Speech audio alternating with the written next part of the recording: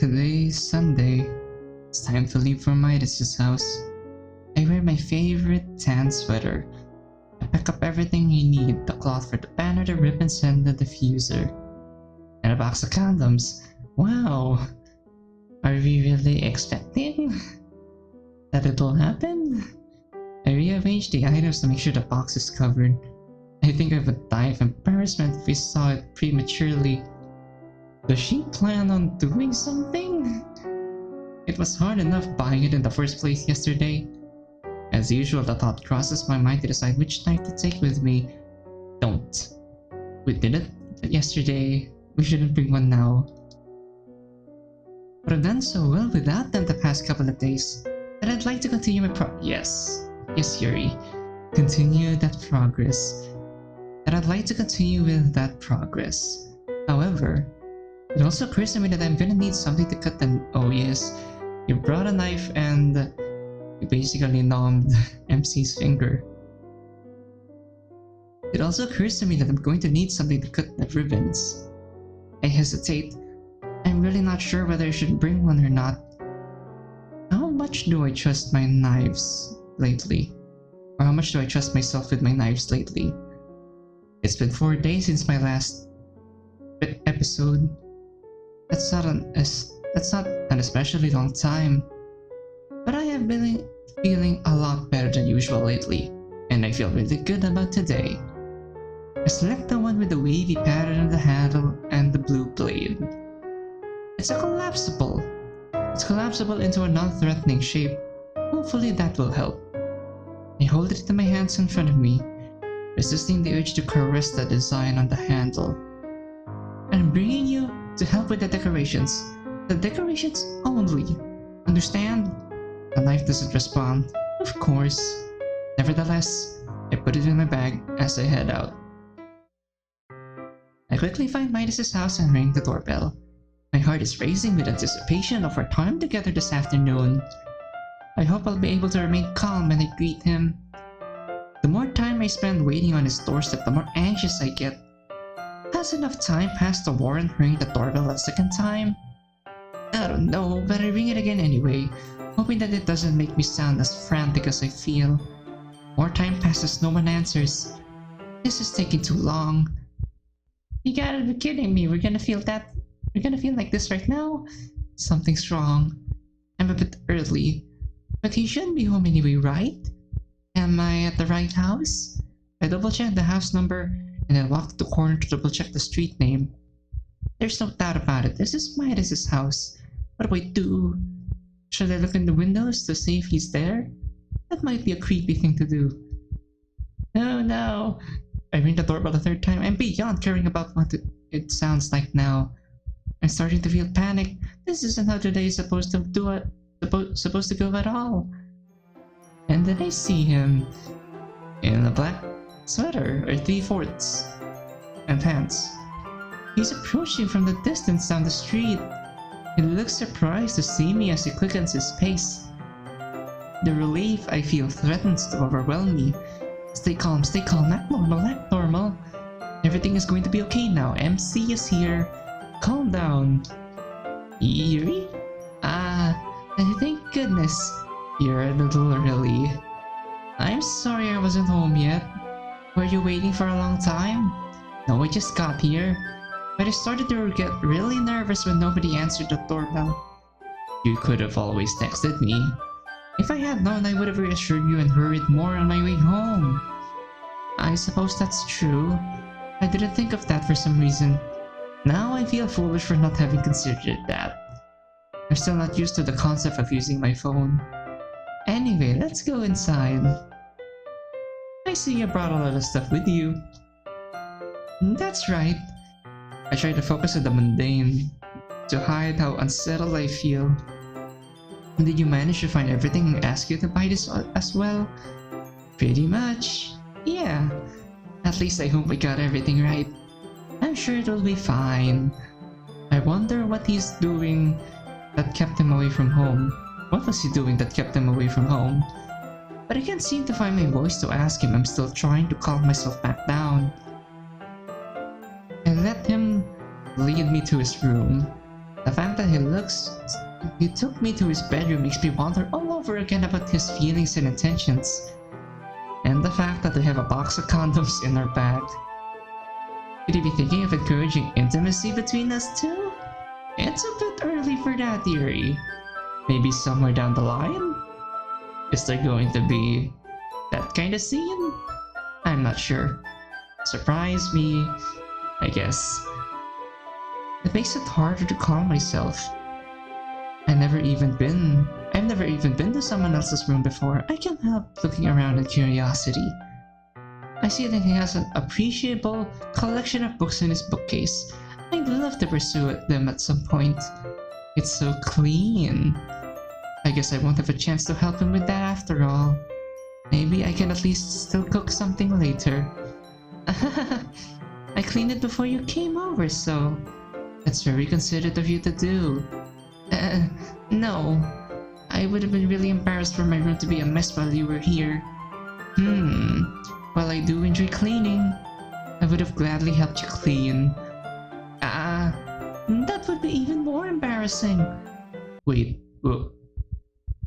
He just grabs her wrist and then the text box turns red. My goodness. He suddenly grabs my wrist. He's pissed. Oh, he reached into one of his drawers. I'm sorry. After a second of blind panic, I realize he isn't hurting me. I wasn't thinking for some reason. I was just spacing out. It's fine. He lets me go and I pull my hand away from the drawer I had been opening. I discreetly dig the nails of one hand into the other, inwardly cursing myself for being so stupid. So, should we get started? His expression is nervous, not angry. Maybe he hadn't actually ruined things yet. Yes. It takes some effort to collect myself enough to act casual again. I have a few plans that you could help me with. Decorations and other atmospheric enhancements. Atmospheric enhancements? You know, mood lighting, aromatherapy candles. Wow. I didn't know you planned on taking it that far. Of course. I want to help take our guests to a faraway place. Although many will just stop by out of curiosity. And for the cupcakes, I guess.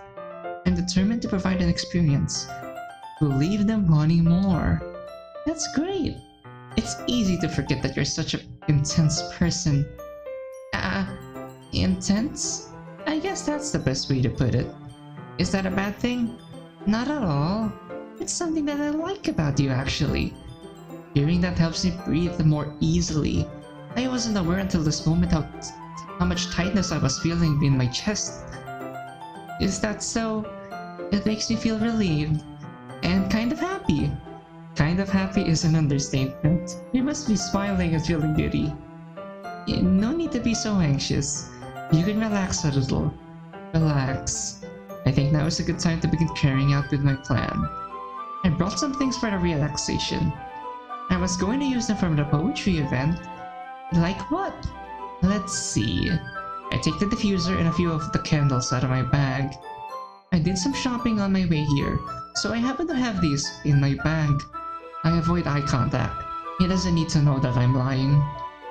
I plan to cover the windows with black paper and use the candles to light the room. I think that would be amazing, don't you? That would be really neat. What's that wooden thing though? This? It's a diffuser for essential oils. How familiar are you with aromatherapy? Not familiar at all. Is that so? Good. I can pretend to be I can pretend to be an expert. It's one of my favorite contributors to a positive atmosphere. I tried to recall what the sign said at the aromatherapy display. Depending on the oils or herbs you use, you can change the mood of the air itself. You can even feel it permeate through your body. Relaxation, positive energy, romance, reflection. It's almost like magic. I activate the diffuser, a thin ray of vapor begins to spout through the hole on the top. That smells wonderful. What kind of mood is that one for? I dodged the question. This is a jasmine essential oil. It smells a little sweet and flowery, isn't it? That's a good way to describe it. I chose jasmine for the event because it provides more than relaxation. Jasmine enhances your emotions and helps you feel them flow through your body. You feel warmer, and your heart pounds more heavily. Not relaxation at all, really. Don't you think that it will be perfect for sharing our poems? It does sound suitable. But you seem to know a lot about this, so I'll trust your opinion with anything. Hearing him say that makes me feel flushed with pride. I can't help smiling to myself. Or maybe the jasmine oil is affecting me already. I begin pulling the art supplies out of my bag, starting with the ribbons. What are those for? Well, did you purchase the origami paper I asked you to get? Yeah, I have it over here. I hope that doesn't sound weird, but it was on the website, so it can't be too weird.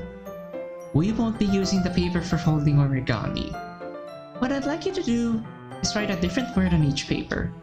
We'll need about 100 of them. Yeah? What will those be used for? I'm going to cut the ribbons into pieces to hang from the doorway of the classroom.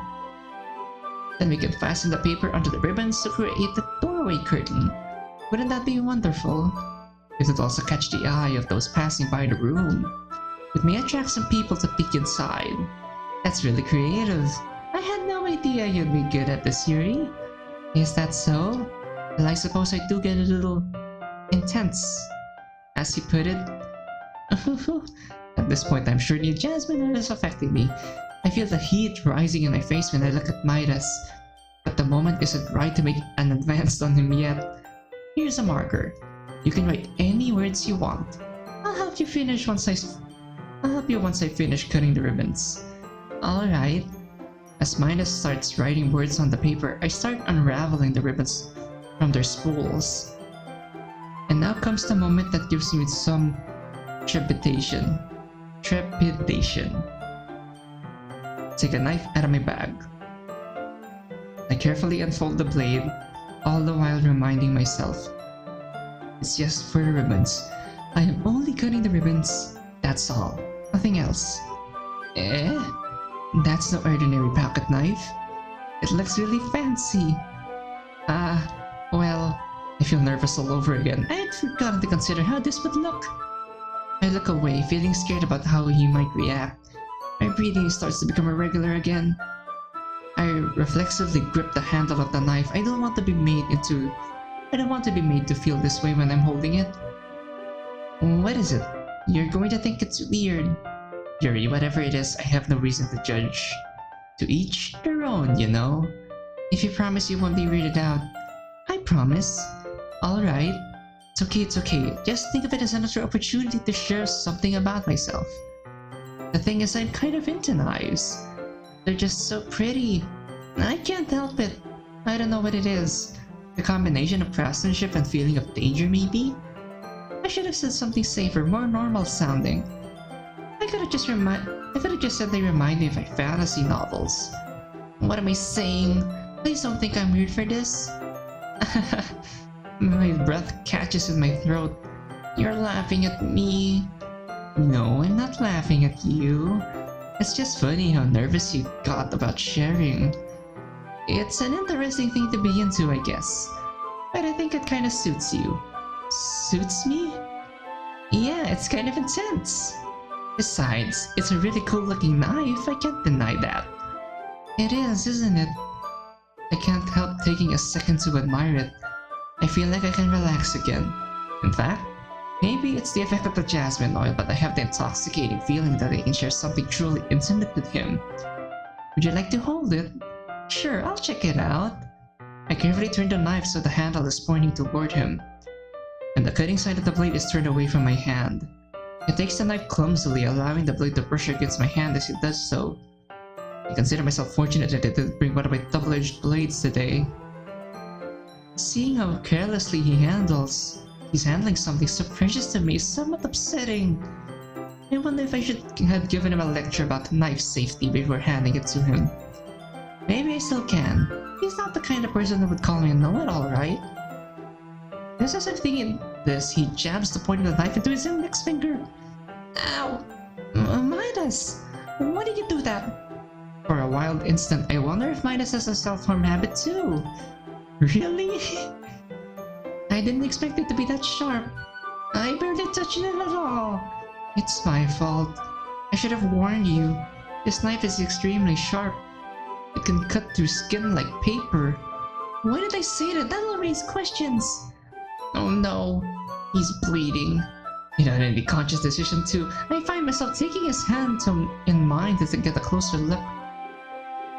Being in contact with his hand gives me a tingly, dizzy feeling all over. The air feels heavy, my head is swimming. I stare, fascinated at the little river of blood trickling down the side of his finger. It's the first time I've seen someone else's blood up close. My hands twitch. His voice is like a dulling buzzing in my ears right now. Numb. I tenderly take his bleeding finger inside my mouth. The whole world falls away to be replaced by a rapturous feeling that overloads all my senses. At long last, I experience the most intimate of contact with his beautiful, supple hand.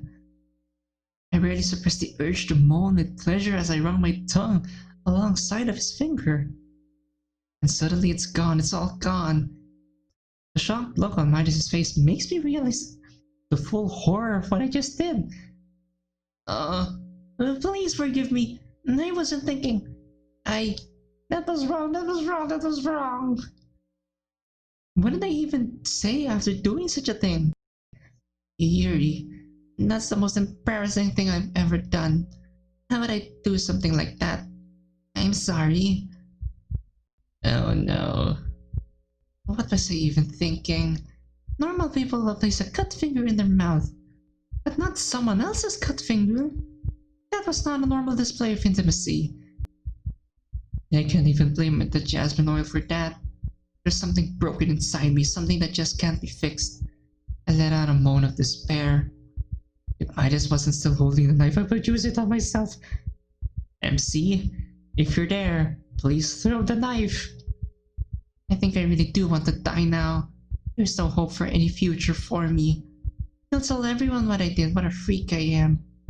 I will lose the last place that I'll feel safe, and no one will ever want anything to do with me again. My life as I know it is all over. Something wet just touched my index finger. We weren't even conscious when he did that. I feel a jolt that brings back to my senses. Midas, did you really just do that? Now we're even. I glance at my finger. There's no doubt about it. He just licked it. What does this mean? I knew that would be a bad idea. His nervous laughter rings in my ears. What did I do wrong? What I did was wrong, rather. But I guess he wants to show that he's okay with it? I don't know. I really don't know. The only thing I'm sure of is the giddy feeling of reassurance that maybe he's more like me than I thought. You're so weird, Midas. Wow, now we're using that word against MC. You're so weird, Midas. I can't help giggling about it. I'm about to offer him a bandage from my bank, but I stop myself, remembering that it might lead to more tricky questions. And the box of condoms might slip. Where do you keep your bandages? I don't think I need one actually. It was a tiny cut. Look, it already stopped bleeding. I see. His blood must clot quickly. I feel a bit envious of that. That's relieving. I can't shake the feeling that this has all been rather unhygienic, but I can't bring myself to voice any concern of that. Midas picks up the marker again and resumes writing the words on the papers. I guess he'd rather ignore what just happened, so I follow his lead. I take my knife back and resume cutting the ribbons. Just the ribbons, just the ribbons, just the ribbons. Our arm is not a ribbon. Periodically, I glance at my finger again. It's dry now, but I savor the memory of that all too brief contact with Midas' fluids. Is this okay? Is it okay for me to be thinking and feeling and wanting these things? I feel like something has been awakened within me. I feel like I want to put my mouth on him again. I want to lick his body all over. Stop it! Stop it! Stop thinking weird things. I want to punish myself. The knife is in my hand. It would be so easy. MC, please wake up. Pull the knife out of Yuri's hand. Just the ribbons, just the ribbons, just the ribbons. Act normal, act normal. I need to be normal. I know the feeling of pain will help me regain my sense of focus, but I know that I can't do it here. Even back when I was cutting myself regularly, I had rules for myself. One of those was that I would never do it away from home. How could I possibly think of doing it here? In Midas's house, in front of him nonetheless. I'm just going to focus on the task at hand. And the knife that I'm using to cut the ribbons. And just the ribbons. Now I'm wondering if I can discreetly lick my finger to take in the traces of his saliva without him noticing. Why am I thinking that? What's wrong with me? The storm is rising. My mind is in such turmoil. It's getting harder to focus on what I'm doing. I feel the blade of the knife graze my hand.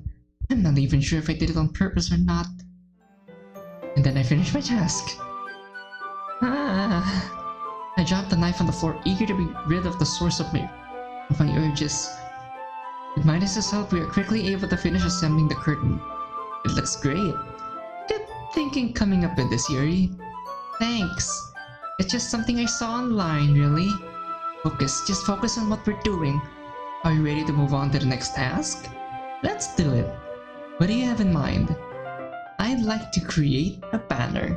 That's why I asked you to buy the paint tablets. That's right. We'll just need about 6 cups of water to put in your... Oh, wait a minute. Wait a minute. Midas is going out. What are we gonna do? We just need about 6 cups of water to put in each of the tablets in. Do you mind fetching those for us? Of course not. 6 cups of water. I'll be back in a minute. Please be less than a minute. Just rush back. Thank you very much.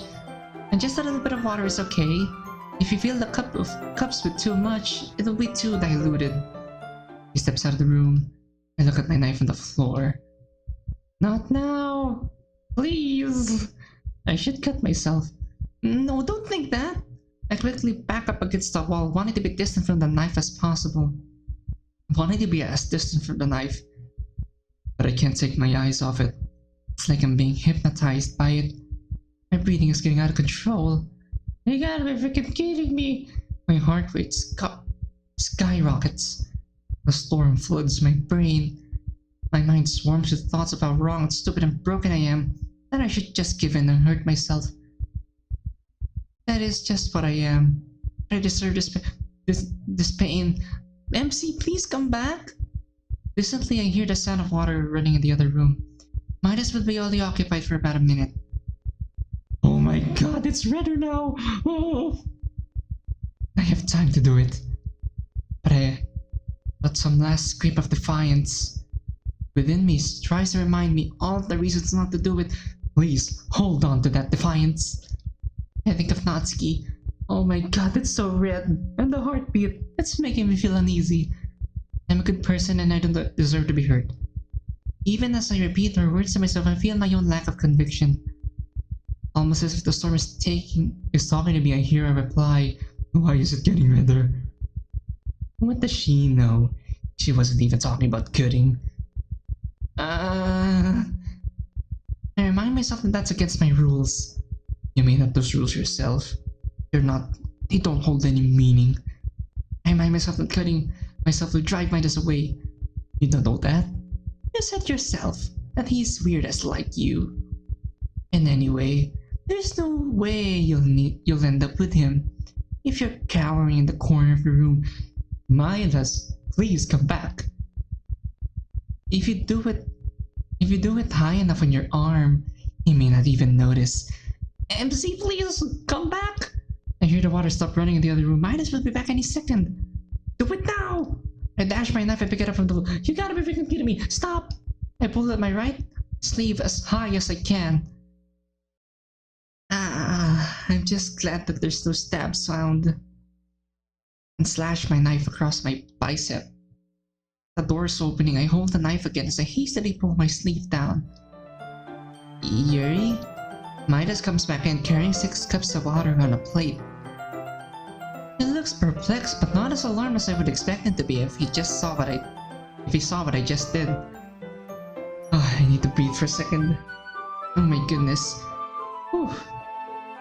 Oh. The pain of the cut is already bringing out a release of tension I was feeling. My heart rate and breathing are slowly getting under control. But it takes some effort to get my voice sounding like something close to normal. Sorry, my pen fell. Yes? Nothing. Your face is a little red. Is it too hot in here or anything? I'm sure my smile looks very forced right now, but I try to keep things looking normal, or looking casual. No, not at all. There's nothing wrong, so let's mix the paint. I hurriedly take the water from him and energetically unwrap the paint tablets to drop one into each. I hope that if I do this animatedly enough, it will provide sufficient distraction from my knife on the floor. From a quick glance, I see that there's no blood on the blade. I hope he doesn't notice. I'll have to wait until he isn't looking to put it away. So... I thought you would do something simple that would look very nice. I like the paint. Sorry, hiccups. I like to paint the gradient across the banner. Starting with the colors of a sunrise, then daytime, then sunset, and nighttime. Once it dries, I'll write an inspirational quote across the banner. You can hang it on the wall behind the podium at the front of the room. Neat! What are you gonna write? Well, I have a few ideas of what to say, but it's hard to concentrate. Because I'm conscious of the feeling of blood running down my upper arm under my sweater. It'll be more fun to surprise you. I'll force a smile that I believe Sayuri would be proud of. If you say so. The two of us unroll the banner and spread it across the floor in the middle of the room. We kneel down on opposite sides of it with the banner effectively acting as a barrier between us. I have mixed feelings about this. On one hand, I feel like it will be harder on my plan of fostering intimacy between us. But on the other hand, today has gone so wrong that maybe it's just as well that we're being blocked from each other. Everything is in such shambles. I even broke one of my sacred rules I made for myself. As the two of us get started painting, I feel preoccupied with a steady drip of blood down my arm. Why did I do it? Was it even worth it? In that moment, it felt like it was important to de-stress myself. But now, I feel like I've just replaced the stress of my self-loathing with stress of the thought of him finding out about it. And now I'm going to have yet another scar that I'll have to spend the rest of my life hiding. What was I thinking? It was a spur of a moment decision. I figured that there was no time to line it up with any of the other cuts on my forearm, so I better do it high up. I have no idea how deep the cut was. I didn't have any time to assess it, and I don't care, or I don't dare look at it now. I most likely won't be able to clean it until I get home. The blade would have been clean. It wouldn't have been clean because it was in my bag. And then it was in him. I suddenly realized that his blood was on my knife. I may have gotten some of it directly into my bloodstream. Why does that thought arouse me? I'm finding it harder to control my breathing. How messed up that I would find such a thing sexy. Normal people will get disgusted, or afraid, or angry when I talk about blood, or even basic anatomy. I've always been fascinated by human anatomy, how all our bodies and organs work together in harmony, how even the smallest parts right down to the tiniest cell has its role, even the smallest drop of blood. Reading and learning about it has helped me appreciate how wondrous and beautiful the human form is. But people always react badly if I try to express that to them. That's how those boys reacted to my anatomy book all those years ago. The day I got the most severely punished. I long to tell Midas about how much I want to carefully explore every inch of his body in excruciating detail. That if the banner was between us, I would probably throw myself at him right now. But he would probably hate that. He would hate me. It would scare him away. How could I think such lustful thoughts around around something that any normal person would find disturbing. It's a reminder that I deserve the pain I'm feeling. But I shouldn't think too hard about it, or I may break another of my rules. That one says I won't cut myself more than once a day. This kinda reminds me of elementary school. Midas's voice breaks the silence, forcing me to refocus my attention. I'm sorry if it feels too childish. No, I didn't mean that at all. It's kinda fun, you know? I consider this, now that he mentions it, this is rather enjoyable. And if I didn't have this task to occupy my hands, I would probably totally lose my mind right now. Yeah, this is fun. I'm glad you feel that way too. I find myself reflecting on the time that Midas and I have spent together in the last few days. I'm aware that most people seem to prefer to go out and party to have fun, but that has never had any appeal to me. For me, I don't need to go out and do crazy things to have fun. In fact, I usually don't even want to. I just like when I can spend time with one other person. Even if it's something simple, like reading. It doesn't even matter if you don't talk much. Just having a friend next to me makes things feel a little bit nicer. I think that's all it takes for me to be happy. Before meeting Midas, I wouldn't have known to say that. I feel a bit of pride about being able to say it with some authority now. Is that so? I think I feel the same way. I don't even have to force a smile this time. Thank goodness. I know you'd understand. Wait a minute. Oh, we bumped our heads. Plunk. Yeah, sorry. I didn't mean to cry out, but I was already feeling quite tense. I let go of the brush I was reaching for, and reflexively put my hand to my head, where it collided with his. Are you hurt? No, I'm not hurt. Not in my head, anyway. It just startled me, that's all. Sorry. I should have asked you to get it for me. It's not your fault. Your face. Is there something on my face? Yeah, I accidentally got paint on you. Sorry, that's totally my fault. I'll get a towel right away. You're going out again! Stop! He rushes out of the room. I don't know how much long I have. I quickly grabbed the knife on the floor, fold it up, and throw it in my bag. Thank you. That we're not cutting again. I feel bad about folding it up when it's covered in blood. It feels somehow disrespectful to get blood on the inside of it. But I'll worry about cleaning it properly later. I hear the sound of water running in the distance.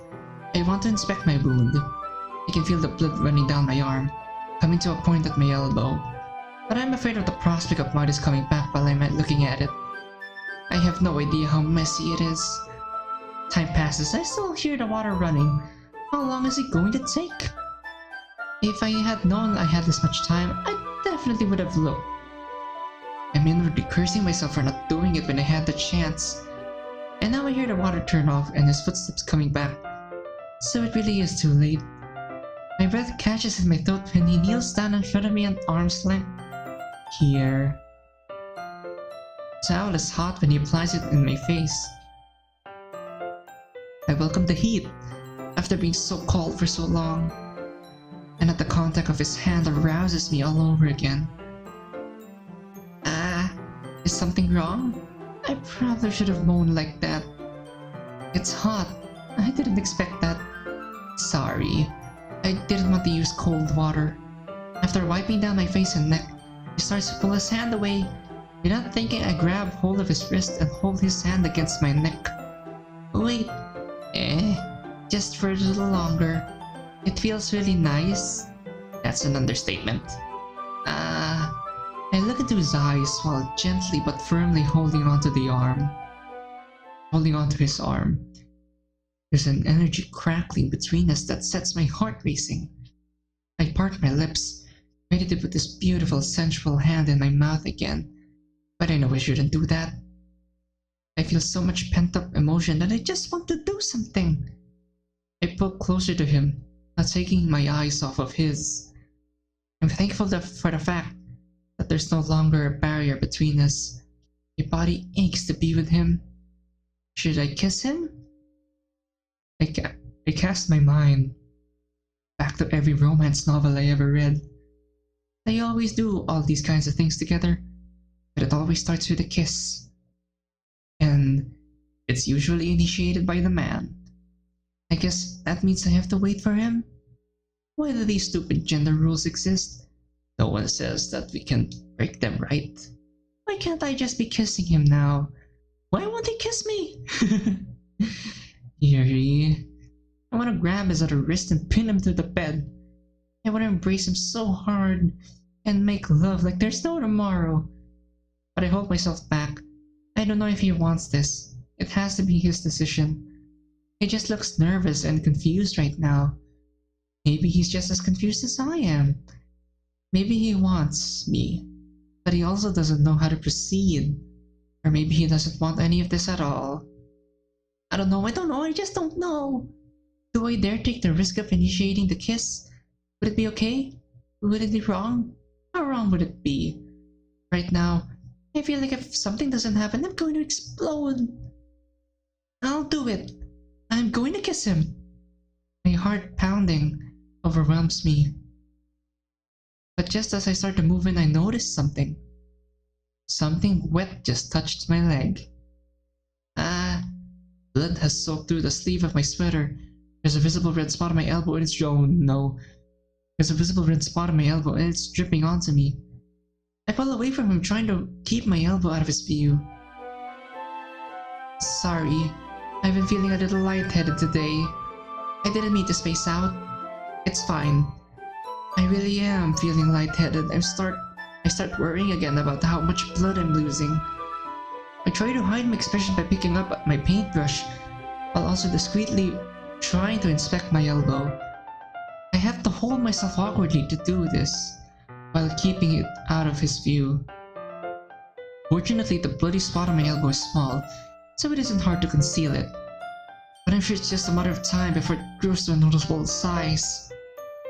Meanwhile, he just picks up his own paintbrush and resumes painting on his previous position. I'll have to abandon my thoughts of any further intimacy today. I'm sure it will kill any possible romantic mood if I accidentally get him covered in blood. Fortunately, it isn't long before we finish painting. That should do it. Midas has just put the last of the stars up in the sky of the nighttime section. Despite all that I'm feeling, I can't help admiring her work. I think it came out better than I expected. I'm really happy with the results. Me too.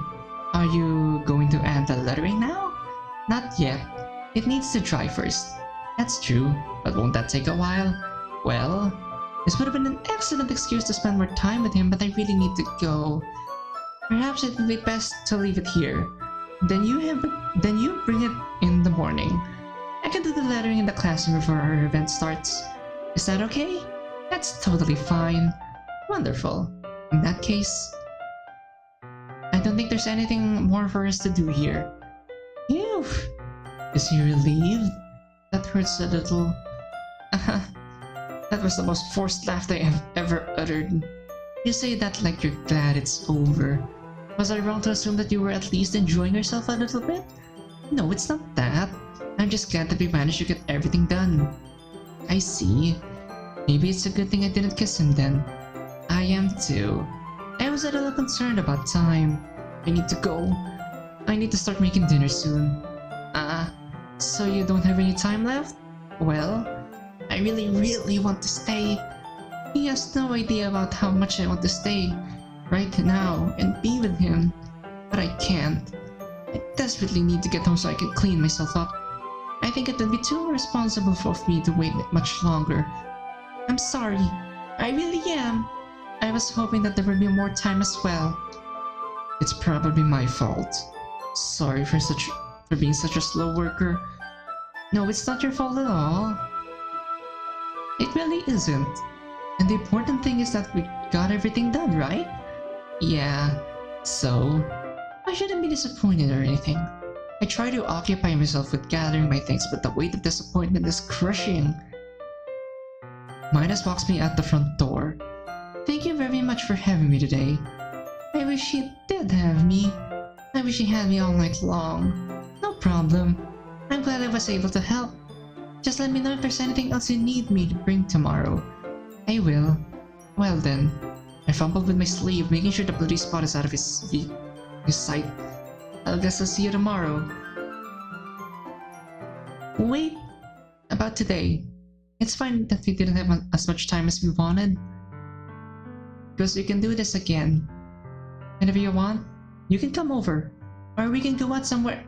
I forgot you don't like going out so much. He nervously stammers and drips over his words. All I can do is smile. Because it means this isn't over. Maybe I'll have another chance another day. Anyway, you know what I'm trying to say, so you're very thoughtful, Midas. I step forward and take his hand, being careful to keep my bloody arm behind my back. I kind of like that about you. Well, I want to hold him, to hug him, to embrace him. But I know this is all I can do right now. Anything else will have to wait until another day. Oh no. You really had to barge in now, did you? And then I see something that makes me pull back in fear. Sayori? No, Midas. Sayori. Just now we weren't... It's okay, Midas. I just stopped by to say hi. I have to go. Well, it's nice to see you. I'm sorry, but I'm already on my way to leave. Aw, really? That's too bad. I'm sorry. We'll all be together at the festival tomorrow, so that's fine, right? Of course. She's smiling, but it's clearly the mask again. Yeah, so I'll see you tomorrow. I run. I just keep running, cradling my elbow. I don't look back. The whole way home, I feel nothing but anger? Anger at myself. Anger at my self-harm. Anger at the world. Why did I do it? Why did I do it? If I hadn't given to my urges, I could probably be making sweet, tender love to Midas right now. Instead of feeling this burning, sexual frustration that takes me, that makes me want to break things. The first thing I do when I get home is pull my knife out of my bag and hurl it across the room. It makes a loud bang against the wall and falls to the floor. This is all your fault. I'm shaking with fury. I look over at the rest of my collection in the rack hanging on my wall. I rush over to it and aggressively wrench it down. The nails were supporting it go oh my. The nails that were supporting it go flying. Yeesh. Dang, are we angry?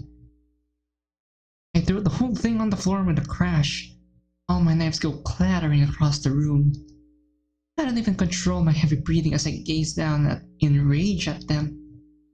It takes a few seconds of standing at them, for me to calm myself down, enough to sit on my bed. It's taken me years to build up my collection. Some were ordered online, some I picked up from a trade show. I worked hard to acquire my knives. I spent a lot of money on them. In some cases, I had to do scary things to get them. And they've held a pride of place on my wall for a long time. But now, I find I can only look at them with disgust. I know they're not the cause of my addiction to self-harm. That comes from within me. But at the same time, I bend down and pick up the display rack. And then I go around and pick up all the knives one by one and pile them on the rack. Every single one of them. Tears are already forming in my eyes as I do this. I carry them outside. I feel tears streaming down my face as I approach the garbage can. Well, if we're going to make a fresh start, I guess this is one final nail in that coffin. I'm sorry. You're all very beautiful, and I'm going to miss you, but I can't do this anymore. I dumped them all in the garbage. I'm really going to miss you. I'm struggling to maintain some semblance of control of my emotions as I turn back on them. I enter my room. My eyes are drawn to the empty space where my knives used to be. Something about the sight makes me feel like something is breaking inside of me. Collapse on my bed, sobbing. I feel like I've just lost a fundamental part of myself. I don't know if how I will ever fill the empty hole left behind. I have no idea how long I spent lying there crying, but eventually I became aware of the blood soaking through the sleeve of my sweater. It's staining my bedsheets red, and it reminds me of why I'm doing this. I'm doing the right thing, I'm doing the right thing, I'm doing the right thing. I don't know if it makes me feel any better. In any case, I should go clean myself up. I really hope that this is the last time I have to do this. You're not the only one. I moved my sweater to get a better look at the injury. That's yet another sweater I've ruined. I don't know if I'll be able to save this one. My whole upper arm and elbow are covered in blood. I wish I wash it away to get a better look. Fortunately, the cut doesn't look very deep, thank goodness. But it's long enough that it will take a few bandages to cover it. Well, at least it's not like the boob wound. As I'm cleaning it, I find myself thinking about what Natsuki told me yesterday. She was right. I needed to get angry. I think this is the only way I'm going to be able to move forward in my life. With the cut cleaned up, I head back to my room. I carefully avoid looking at the empty space where my knife rack used to be as I get the box of bandages from my bag. As I sit on my bed, applying bandages to my wound, I consider my next steps.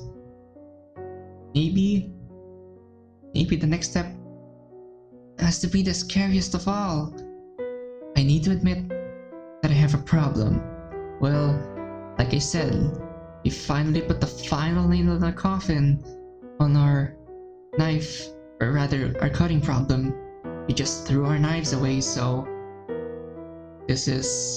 I was wrong, I guess. This is the final nail in that coffin. That much is obvious, but I need to admit it to Midas. And I think it will be easier now. Now that I can claim that it's a thing of the past. My knives are all gone. There's nothing else keeping me and Midas apart. Or so I hope. He's been so good to me. He's been so accepting of all my faults so far. Gives me hope that maybe I can share this deeply personal aspect of myself without scaring him away permanently.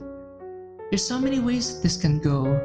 I might imagine that in the best case scenario, he will understand me, and love me, and accept me, and we can be together forever. And I can be happy for the rest of my life. But in the worst case scenario, he will be disgusted, and hate me, and tell everyone, so that everyone else hates me too. And I will be miserable for whatever amount of life I would have after that. This could either be the best thing or worst thing I do in my life. But then again, in all the best stories, some part of the hero has to die on the way to achieving their quest. That's what this is for me, the point of no return. No matter what happens, my old way of life dies, and I move on to the next leg of my journey. So much riding in this decision, it would probably be wise to take some time to think about it. But I've come so far, just in the past week, that I feel like I can't live like I was anymore. I spent too much of my life hiding myself, just living in my head. It's time to start living in the real world, to experience all the wonderful, beautiful things it has to offer that everyone else takes for granted, and that I have to shut myself off from. And I want to start now. I can't wait. I think. Tomorrow, at the festival, I'm going to tell him. The thought terrifies me, but at the same time it excites me. No matter how it goes, I think it will be a relief to finally share my secret. And now that I think about it, even if Midas takes it badly, I may still have other people to turn to. Natsuki, my newest friend. She says she's understanding. She understands my feeling of deserving pain. She would probably understand my habit. Or maybe Sayori, my depression buddy. Maybe it's my turn to tearfully confide in her. Maybe even Monika could be someone I could turn to, although I'm less certain about how understanding she could be. Maybe things won't be so bad. There's nothing to do now, but wait and see. It's Monday morning. I'm awakened by the sound of the garbage truck pulling up. I dash to the window and look out to see it approaching our house. I'm seized by the wild idea to run outside in my pajamas and stop them from taking my knife collection away? But I resist. I stay put. Very good. Very good, Yuri. Please don't take them back. It's agonizing watching the garbage collectors dump the contents of our garbage can into their truck without a second thought. I continue watching as they drive by. Soon, they're too distant for me to hear them anymore. They're gone. They're really gone. I'm never going to see my knives again. Goodbye, my friends. I have to remind myself of all my reasons for doing this, so I don't sink into despair. Remind myself that I'm moving forward into a beautiful future. In Midas, I hope. The next thing I know, my phone is in my hand. There's so many things that I want to say to him that I don't know where to begin. All of the important things I can think of are the best left for saying it in person. I want to look him in the eyes when I tell him my secret. I just send him a generic message, reminding him not to forget anything we need for the festival. His reply is mundane, but it makes me feel a little more at ease, being part of such a normal exchange. I will meet him at the festival, and I will take him aside, and whatever will happen, will happen. I pack everything up, the paint, so I can finish the banner, the black paper, the origami curtain, the diffuser, the candles. All that is left is to decide which knife to break, but we don't have them anymore. Oh, right. I gaze at the empty space on my wall. It gives me a feeling of foreboding, but I'm very firmly on this path now. I won't let anything change it. My knives and my cutting habit are a thing of the past. That's just the way it is now.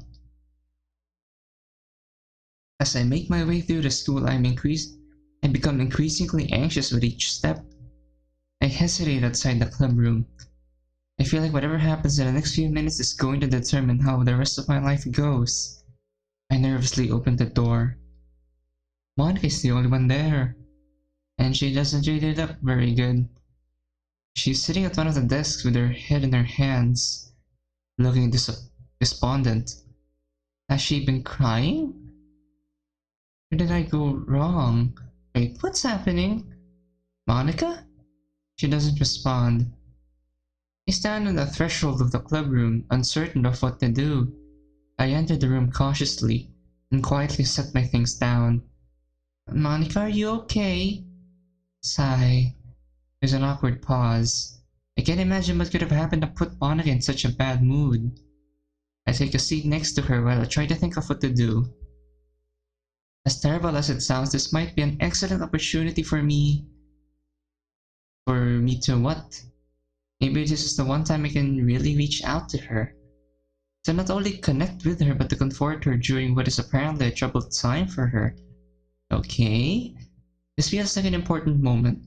I summon up all my courage. I see that you're upset. Do you want to talk about it? Yuri, I'm not in the mood, okay? She doesn't even look at me. The moment stretches on in silence, just the two of us alone in the room. Despair starts creeping in. I'm no good at this. A normal person would probably know what to say. I'm probably screwing up my one and only chance to make friends with Monika. She's sitting in the same position, still muttering to herself. I can't give up, but what's my next step? I have to come up with something. What's going on? While I try to think of what to do, I look around the room. Each of the desks have a very professional-looking pamphlet on it advertising the club. My attention is drawn to a very familiar banner with a crumpled heap on the floor. Is Midas here? Monika looks very irritated. Midas decided to go hang out with Sayori today. Whoa! But why? This is strange. Why would he visit Sayori instead of helping set up for the festival? But he's coming later, right? For the first time since I arrived, Monika looks directly at me. She looks exasperated. He's not coming. Yuri? She turns away from me again to resume muttering to herself. It takes a moment for her words to sink in. He's not coming. He wanted to be with Sayuri so much that he isn't going to fulfill his duties to the club. I look at the banner on the floor. The one we spent Sunday afternoon working on together. He just discarded it on the floor like it was a piece of trash and walked away. He didn't even want to stay long enough to say hi to me. It hurts so much that I can bear. Oh no. What did I do wrong? But of course, there are so many possible answers. It could have been my weird behavior, something I did or said. It could be that Sayuri is just naturally more desirable than me. It could be that he finally realized how ugly I am. It could be that he was scared away by my fascination with knives. My knives. The storm is raging inside me. My knives! And I don't even have them to comfort me anymore. Tears start pouring down my face. How did things fall apart so completely? I thought he enjoyed our time on Sunday. I thought he would want to see me again. What a foolish thought. Nothing like that ever happens to me. Just felt so good. I wanted to last forever. I even gave him my favorite book. I start sobbing into my desk. Oh no. I gave up everything I value and now I have nothing. And I might not even have him as a friend anymore. I want my knives! I start hitting my head against the desk. I'm so stupid. I'm so stupid. I hit my head harder. Harder. What are you so upset about? I'd forgotten that Monika's still here. Thank you, Monika. Thank you. I'm sorry.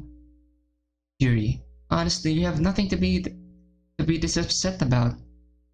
He hates me. What was that? I try to control the shakiness of my breathing to get the words out. Midas hates me. You've gotta be kidding me. How could you think of something so stupid? In the last week, he spent more time with you than anyone else. He likes Sayuri more. Monika mutters something under her breath. The only words I catch are stupid teenage drama. I know I never deserved his attention. I know how unlikable I am. I don't know why he wanted to spend time with me. Monika rolls her eyes. I can think of 2 reasons. Yuri, did you consider that maybe he was drawn to you for your looks? But I'm so ugly. What? How can you think of that? I can't say it. Oh, come on, I really have to know. Why is she even asking me? Isn't it obvious? Just thinking about it starts a fresh wave of tears. Monika's tone changes. She speaks gently. Hey. She turns to fully face me. She reaches out and puts her hand on my shoulder. Whatever it is, I won't judge you for it, I promise. She gives me a kindly smile. Something about her physical contact makes me feel encouraged. My breasts are too big. Wow, seriously, who writes this shit? Excuse my language. She's laughing at me. There's no doubt about it. She's laughing at me. I should be used to it by now. Somehow it's different coming from Monika. The storm rises to a scream, all of my failings rushing through my mind. It overwhelms my senses. I just feel numb. I don't even feel like crying. I just want to cease to exist. No! No! I'm putting my hand down on the desk. Or my head down on the desk. I'm grasping my head with my hands. I'm digging my nails into my scalp. Just trying to silently will the world to go away. Hoping that when I open my eyes, the nightmare is over. But of course, it makes sense for them to make Yuri's character undesirable. But because she's undesirable, or but believe she's undesirable, it's every adolescent fantasy. Probably every adult fantasy too. Because the protagonist is supposed to go up to her and be like, Never fear, Yuri, for I am the man who likes big boobs. My goodness. What a laugh. I almost feel sorry for them. What is Monika saying? She's talking about me as if I'm a character in a story. I cautiously look up at her. She has a faraway look in her eyes. Are you sentient? Like, are you? Are you in control or something, Monika? It was probably written by some bearded middle-aged guy. That would explain a lot. I know that sometimes I get so lost in my books that I forgot what's real and what's not. Sometimes I even get caught up in my waking fantasies too. I always assume that that's just another side of my weirdness. Now I'm wondering if other people do it too. Or perhaps Monika isn't as normal as I think she is. Monika, what are you talking about? Oh, just ignore me, Yuri. I have a habit of talking to myself when I'm alone. Did you just call me a character, like in a story? You know I'm real, right? Believe me, I'm very aware of what's real and what's not. Actually, I guess I should thank you. You cheered me up immensely. And you've given me some ideas. I still can't imagine what this is about. Ideas? What kind of ideas? Monika considers me for a moment. Something about the way she's looking at me is making me feel nervous. You're not the only one. No. Hello? Why do I have a feeling that something bad is gonna happen? She gets out of her chair and kneels down in front of me so that we're on eye level with each other. Listen to me closely, Yuri. She reaches up and brushes my hair aside so it doesn't cover my face. You're beautiful, okay? I shake my head. It's so different when Monika is the one who's zooming in because she's looking directly at us. No, I'm not. I'm really not. Shh. You're being way too hard on yourself. Okay, let me put it another way. Everyone is beautiful. You, Sayori, Natsuki, and I are all different. Yet we're all beautiful to somebody. Well, to me, you're all beautiful. No matter who or what you look like, there will always be some people out there who like you. She gently wipes the tears away from my face with her fingertips. I still feel like there's a gaping hole inside of me, but her gentle contact does something to fill the void and bring a bit of myself back. And Midas clearly likes you, and that means that you're doing nothing but hurting yourself by believing you're ugly. I don't know what to think about this. It's certainly a nice thought, but there's definitely something off about Monika's whole demeanor. Like she isn't doing this just to be kind, but because she wants something from me. Besides, this may come as a shock to you, but big breasts are actually pretty popular. I mean, come on, look at mine. Do you think people dislike me for them? It's not just how I look. I'm different. I'm not normal. What's normal? Yuri, everyone is different. It is normal for people to be different. The world is full of different people. I shake my head again. Not like this, not like me. What could be so bad about you that you would drive anyone away from you? Fidgeting with my sleeves. I think of all the scars on my arms. I don't think I can bring myself to answer her. I feel like I want to turn away, to escape this uncomfortable topic. But I don't think I can bring myself to leave. She brushes my hair aside again. The tender way she's caressing my face soothes some small part of ache permeating my body. It makes me want to confide to her, but I can't talk about it. Okay, fine. Let me put it in another way. It's pretty obvious that Midas likes you. What would have to change for him to not like you? He doesn't like me. Wrong. Try again. But he went to be with Sayori today. It's only natural for him to want to go to her. Sayori was his friend. Was? Wait. Whoa. Wait a minute. There's something about that. What?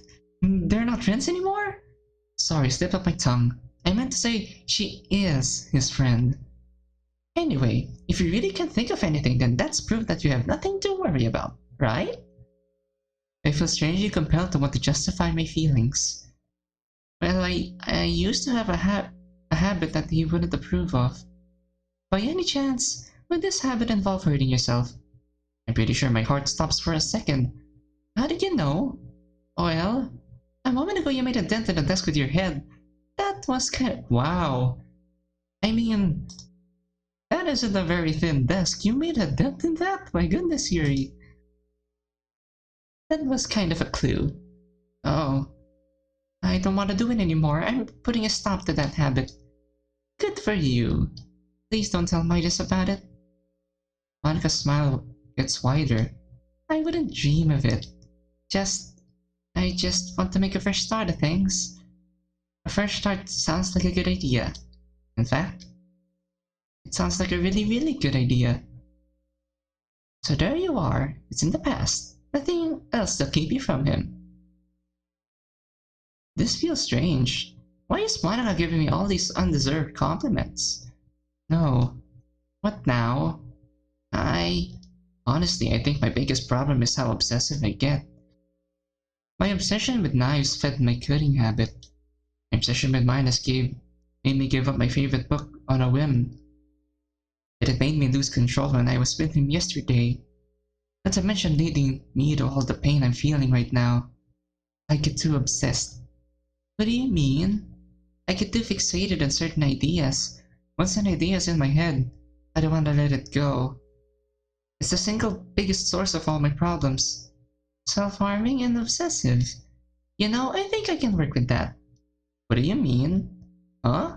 Hush!